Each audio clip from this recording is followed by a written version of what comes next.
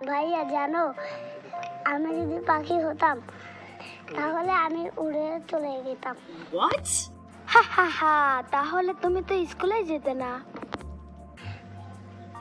ঠিকই বলছে। কিন্তু পাখিরা শুধু পাখা দিয়ে ওড়ে না, তাদের শরীর হালকা হয়, বাতাস তাদের সাহায্য করে। হা হা। ও, আমরা তাহলে রকেট বানিয়ে উড়তে পারবো? রকেট বানানো কঠিন, তবে আমরা একটি ছোট্ট এক্সপেরিমেন্ট করতে পারি। আলিফ ভাইয়া, তুমি বোতলে কি দিচ্ছ?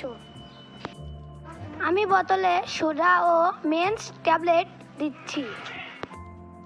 ভাইয়া, এটা কি বিস্ফোরণ হবে?